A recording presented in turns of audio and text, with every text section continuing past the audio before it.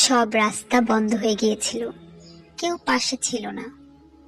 জীবনের দুঃসময় যখন মনে হচ্ছিল আল্লাহ হয়তো রাগান্বিত, তখন আমি একটা কাজ শুরু করলাম, প্রতিদিন 1000 বার ইস্তেগফার।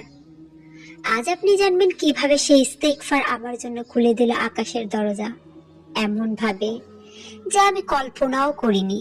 চাকরি চলে যায়, পরিবারে টানাপোড়েন, দেনা বেড়ে যায়, রাতে ঘুম চলে যায়, দিনে কারো সামনে হাসি আর রাতে কান্না। একদিন হঠাৎ ইউটিউবে এক শাইখ বলেছিলেন যে প্রতিদিন 1000 বার ইস্তেগফার পরে তার জন্য আকাশের দরজা খুলে যায়। আমি ভাবলাম আমার তো হারাবার কিছু নেই, শুরু করলাম। প্রথম দিন খুব কঠিন ছিল, কিন্তু আমি থামিনি। প্রতিদিন গুনে গুনে 1000 বার পাঠ করলাম, আস্তাগফিরুল্লাহ, আস্তাগফিরুল্লাহ, আস্তাগফিরুল্লাহ। চোখের পানি পড়তো, গলা ধরে আসতো, তবুও বলতাম। 7 দিন পর একটা ফোন এলো, এক প্রতিষ্ঠান যাদের কাছে আমি 8 মাস আগে সিভি দিয়েছিলাম। সাক্ষাৎকার ছাড়াই চাকরির অফার, বেতন আগের চাইতেও দ্বিগুণ। আমি সিজদায় পড়ে কাঁদলাম। সেদিন রাতে ইস্তেগফার পড়তে পড়তে মনে হচ্ছিল আল্লাহ আমার কানে কানে বলছেন, আমি শুনছি তোমায়, আর আমি কখনো তোমায় ছেড়ে যাইনি। পরের দিন ব্যাংক থেকে ফোন, দেনা মওকুফের সুযোগ পেয়েছি। 3য় সপ্তাহে আমার স্ত্রীর রিপোর্ট আসে নেগেটিভ। ডাক্তার বলেছিলেন সন্তান হওয়ার সম্ভাবনা খুব কম, কিন্তু এখন সে মা হতে চলেছে।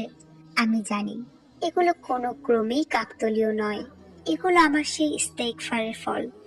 কুরআনে আল্লাহ বলেন, তোমরা তোমাদের প্রভুর কাছে ক্ষমা চাও, নিশ্চয়ই তিনি ক্ষমাশীল, তিনি তোমাদের উপর আকাশ থেকে প্রবল বৃষ্টি বর্ষণ করবেন।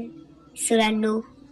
রাসূল করিম সাল্লাল্লাহু আলাইহি ওয়াসাল্লাম বলেন, যে ব্যক্তি ইস্তেগফার করতে থাকে আল্লাহ তার জন্য সব সংকট থেকে মুক্তির পথ খুলে দেন।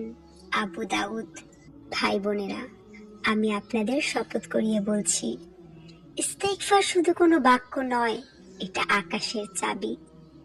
যখন আপনি পৃথিবীর সব দরজায় ধাক্কা দিয়ে ক্লান্ত, তখন একবার চেষ্টা করে দেখুন, 1000 বার ইস্তেগফার প্রতিদিন, অন্তর ভেঙে চোখের পানি মিশিয়ে। আল্লাহ এমন ভাবে উত্তর দেবেন, আপনি শুধু সিজদায় পড়ে কাঁদবেন, কারণ তিনি শুনছেন সব সময়। এই ভিডিও যদি আপনাকে স্পর্শ করে তবে শেয়ার করুন। হয়তো কোনো ভেঙে পড়া মানুষ আজ রাতেই শুরু করবে ইস্তেগফার, আর তার জন্য খুলে যাবে আকাশের রহমতের দরজা। আল্লাহ যেন আমাদের অন্তরগুলোকে ইস্তেগফারের আলোয় ভরে দেন। আস্তাগফিরুল্লাহ, আল্লাহুম্মা গফিরলি।